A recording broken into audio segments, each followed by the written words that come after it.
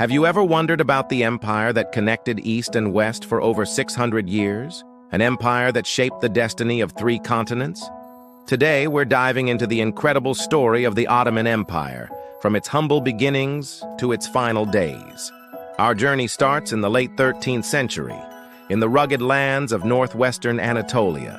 Here, a charismatic Turkish leader named Osman Farptars founded a small state around the town of Soyut in 1299. It's from his name that we get the word Ottoman. Osman and his warriors, known as Ghazis, were fueled by both ambition and faith. They began expanding into neighboring Byzantine lands, slowly but surely growing their territory.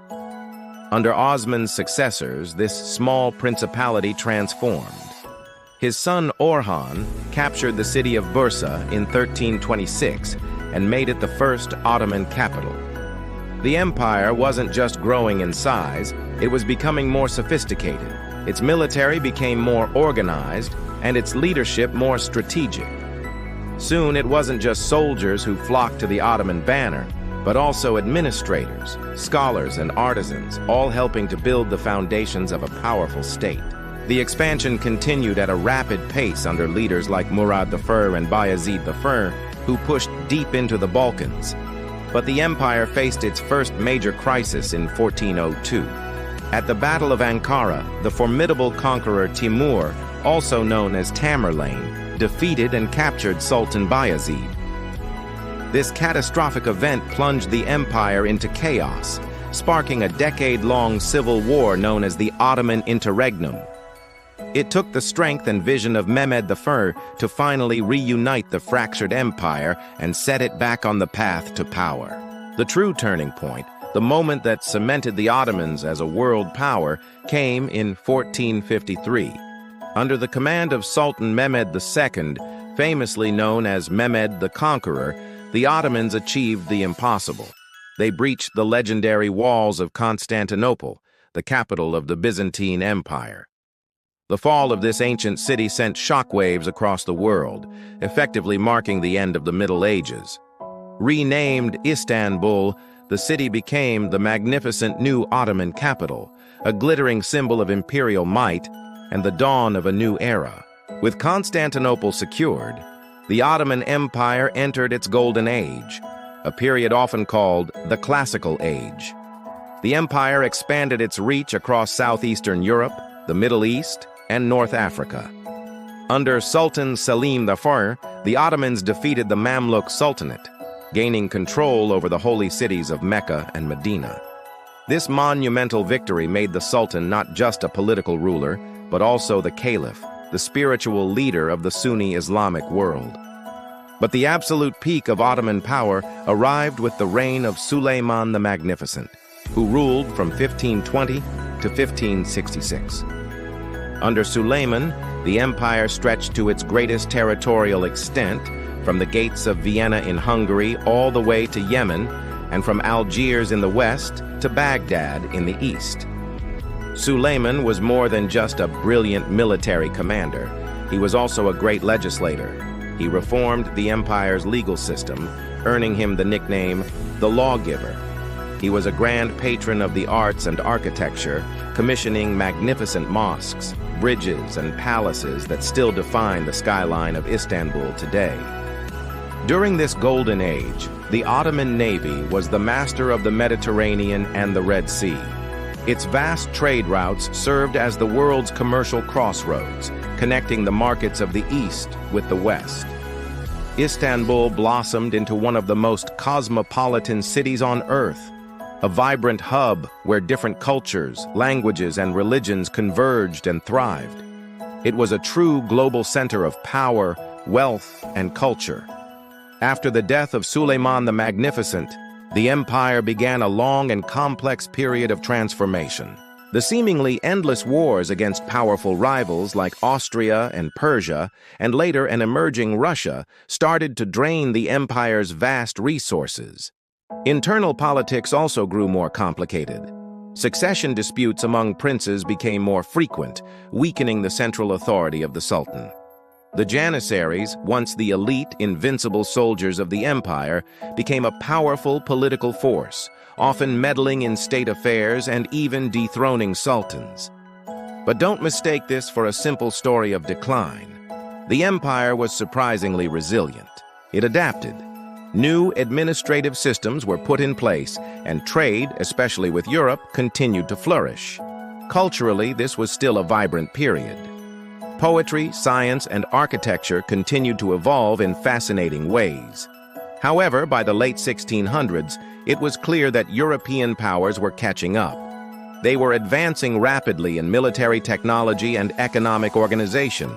The balance of power was starting to shift. The Siege of Vienna in 1683 is often seen as a critical turning point.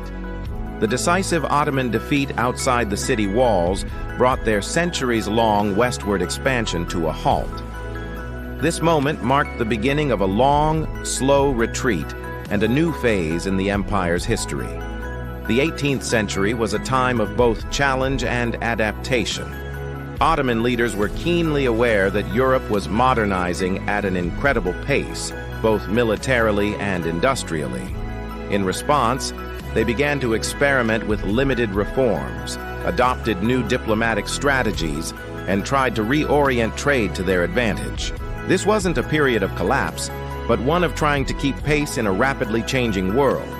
This era also saw a fascinating cultural renaissance. The period from 1718 to 1730 is known as the Tulip Era, a brief, glittering age of peace, prosperity, and artistic expression. Istanbul became famous for its lavish gardens, elegant poetry, and beautiful new architectural styles. However, this same period was also marked by rising luxury and corruption at the court, which sometimes led to public discontent and instability. The Ottoman Empire remained a major global power, but it was no longer the dominant force it once was. The rising stars were now European empires like Britain, France, and Russia, whose influence began to overshadow the Ottomans. The late 18th and 19th centuries were defined by a dual struggle, crisis and reform. The empire faced immense pressure from all sides. It lost huge territories as nationalist independence movements swept through the Balkans. Greece won its independence in the 1820s, soon followed by Serbia, Romania, and other regions. Foreign powers, particularly Russia and Austria, also seized Ottoman lands.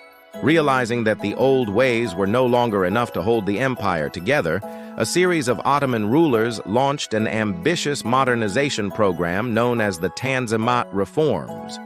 These sweeping changes aimed to modernize the army, the government, education, and the legal system, often drawing inspiration from Western models. Western ideas, technologies, and even fashion began to have a profound influence on Ottoman society. Despite these sincere efforts, the empire's internal and external problems were immense.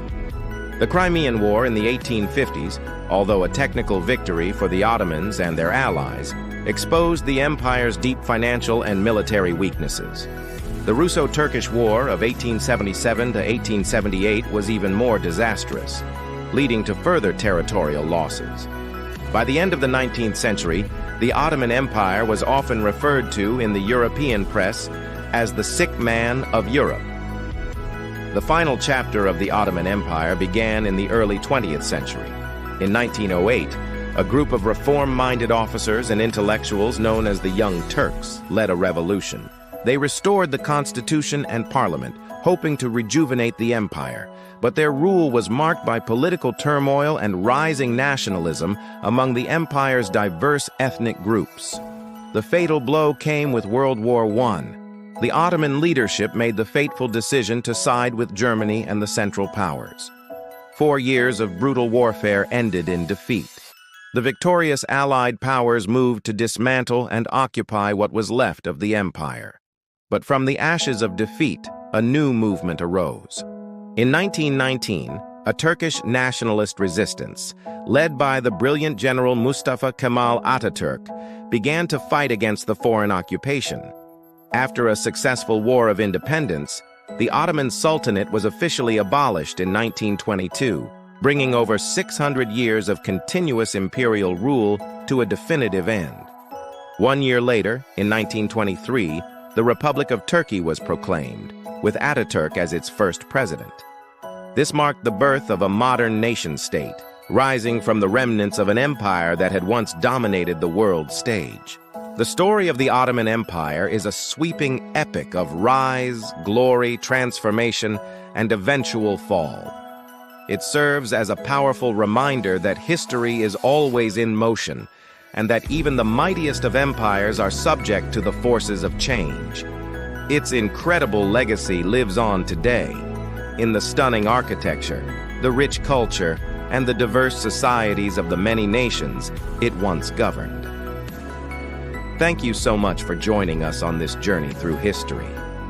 If you enjoyed this video and want to explore more stories that shaped our world, please be sure to like, share, and subscribe to our channel. We'll see you in the next one.